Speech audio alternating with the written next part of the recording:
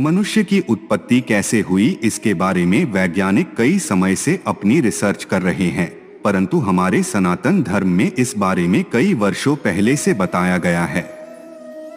इस बारे में हम आपको बताएं उससे पहले हमारी आपसे प्रार्थना है कि हमारे चैनल को सब्सक्राइब करें और कमेंट में जय श्री कृष्णा जरूर लिखें। सनातन धर्म के अनुसार मनु संसार के प्रथम पुरुष थे। वह भगवान ब्रह्मा के मन में जन्मे थे। मनु का जन्म आज से लगभग 40 लाख साल पूर्व हुआ था। प्रथम मनु का नाम स्वयंभुव मनु था, जिनके सन प्रथम स्त्री थी शत्रुपा। ये स्वयंभू अर्थात स्वयं उत्पन्न, बिना माता पिता के उत्पन्न होने के कारण ही स्वयंभू कहलाए। इन्हीं प्रथम पुरुष और प्रथम स्त्री की संतानों से संसार के समस्त जनों की उत्पत्ति हुई। मनु की संतान होने के कारण वे मानव या मनुष्य कहलाए। स्वयंभुव मनु को आदि भी कहा जाता है। आदि का अर्थ होता है प्रारंभ। महाराज मनु ने बहुत दिनों तक इस सप्तद्वीपवती पृथ्वी पर राज्य किया। उनके राज्य में प्रजा बहुत सुखी थी। इन्हीं ने मनुस्मृति की रचना की थी, जो आज मूल रूप में नहीं मिलती। उसके अर्थ का अनर्थ ही होता रहा है। उस काल में वर्ण का अर्थ रंग होता था और आज जाति। प्रजा का पालन करते हुए जब महाराज मनु को मोक्ष की अभिलाषा हुई तो वे संपूर्ण राजपाट अपने बड़े पुत्र उत्तानपाद को सौंपकर एकांत में अपनी पत्नी शत्रुपा के साथ नैमिषारण्य तीर्थ चले गए।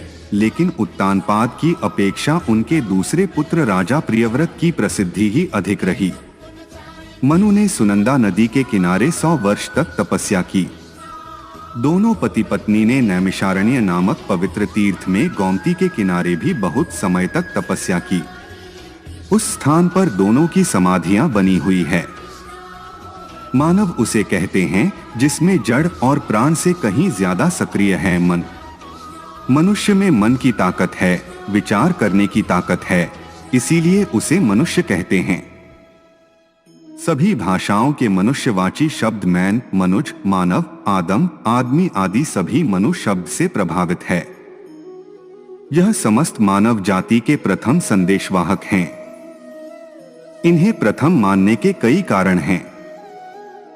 सभी मनु की संतानें हैं, इसीलिए मनुष्य को मानव, मनु से उत्पन्न भी कहा जाता है। ब्रह्मा के एक दिन को कल्प कहते हैं। एक कल्प में 14 मनु हो जाते हैं। एक मनु के काल को मनवंतर कहते हैं। वर्तमान में वैवस्वत मनु हैं। हिंदू धर्म में स्वयंभुव मनु के ही कुल में आगे चलकर स्वयंभुव सहित कुल क्रमश 7 मनु हुए और 7 होना बाकी है।